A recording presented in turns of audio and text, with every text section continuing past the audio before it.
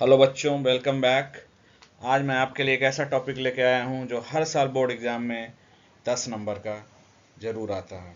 ठीक है, तो आज हम लोग पढ़ेंगे सिंप्लीफिकेशन यूजिंग कर्नॉफ मैप। तो फर्स्टली विल डिस्कस कि कर्नॉफ मैप होता क्या है।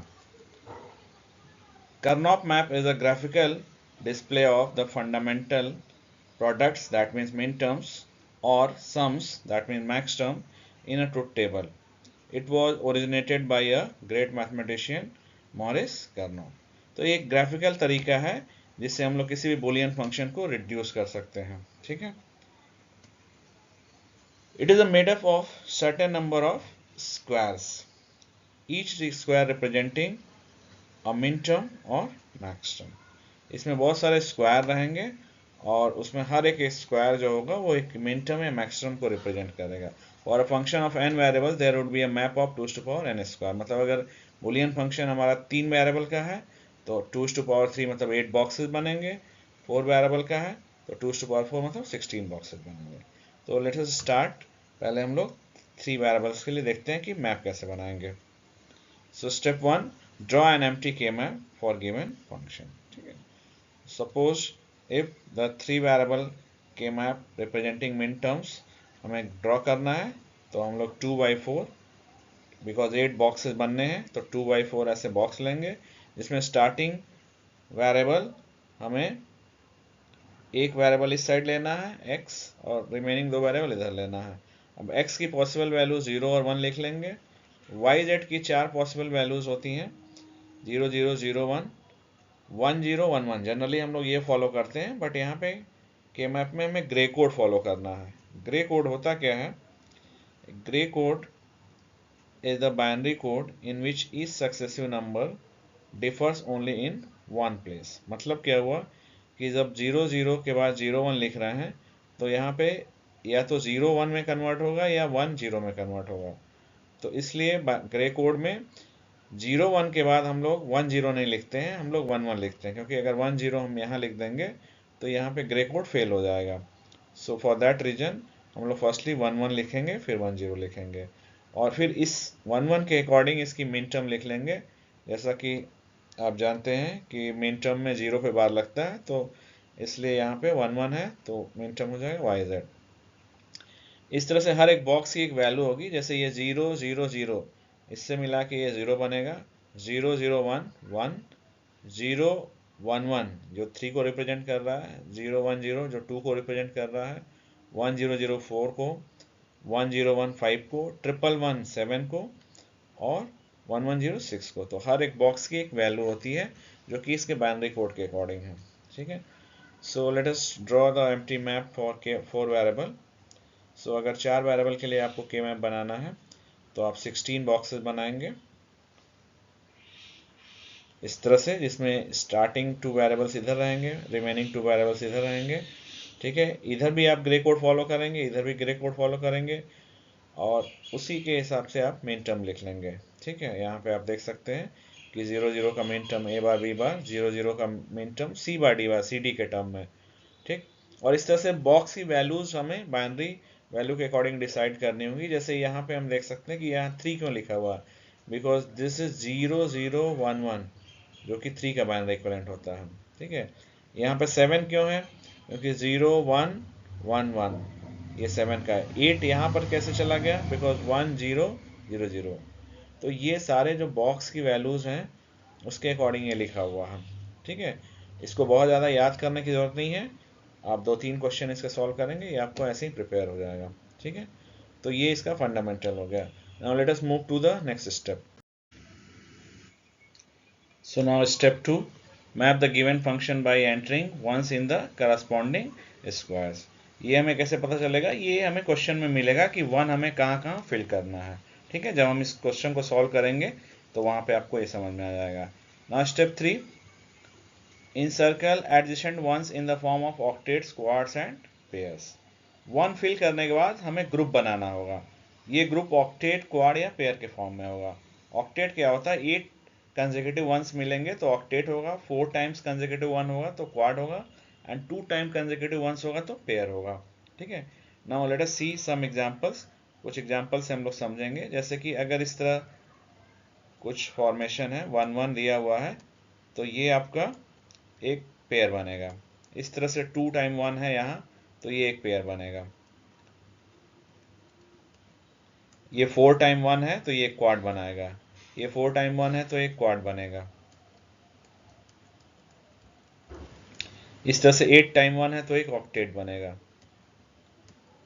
इस तरह से 4 1 है, तो ये भी एक क्वाड बनेगा। इस तरह से 2 1 है, तो एक पेयर बनेगा। तो ये डिफरेंट डिफरेंट कॉम्बिनेशंस हैं जिसको आप देख सकते हैं, क्योंकि ये सारे कॉम्बिनेशन आपको जब आप एक्चुअल क्वेश्चन करेंगे तो उस समय आपको रिकॉल करना होगा कि आप दिए हुए नंबर से आप कैसे बेस्ट ग्रुप बना सकते हैं। ठीक, कुछ और कॉम्बिनेशन देखते हैं।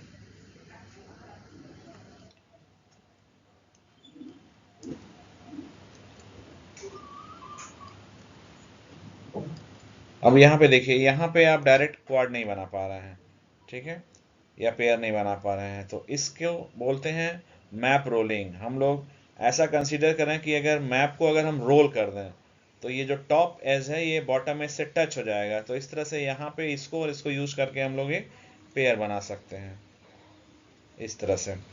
ठीक है, सेम थिंग यहाँ पे आप देख सकते हैं कि ये लेफ्ट है और ये राइट है, दोनों एडजेसेंट नहीं है, बट अगर इसको हम रोल करें तो ये दोनों लेफ्ट और राइट एज टच हो जाएगा, तो इससे एक पेयर यहाँ पे भी बन सकता है। तो ये भी एक कॉम्बिनेशन हो सकता है कि अगर रोलिंग से आपका पेयर बन रहा है तब भी आप उसको बना सकते हैं।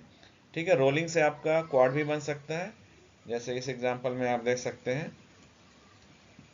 यहाँ पे लेफ्ट और राइट एज को टच किया तो एक क्वाड बन गया, टॉप और बॉटम एज को टच किया तो एक क्वाड बन गया। तो ये भी एक क्वाड का कॉम्बिनेशन है।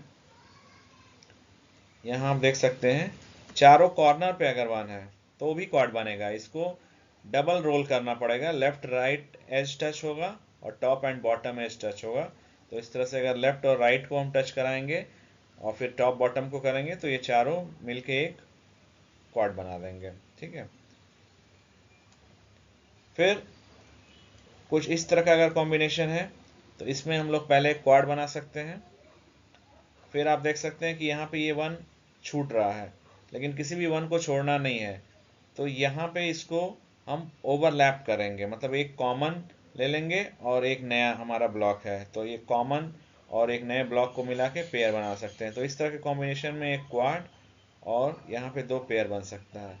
तो फाइनली मतलब हर तरह से जितने भी वन क्वेश्चन में दिए हुए हैं उन सारे वन को किसी न किसी ग्रुप में इंक्लूड करना है, उसके बाद रिडक्शन करना है। तो लेट अस सी एक्चुअल क्वेश्चन। और हम लोग एक एक्चुअल क्वेश्चन देखेंगे कैसे सॉल्व करते हैं। सपोज एक क्वेश्चन दिया हुआ है F A B C D sigma 3 5 7 12 13 14 15। ये क्वेश्चन कार्डिनल फॉर्म में दिया हुआ है।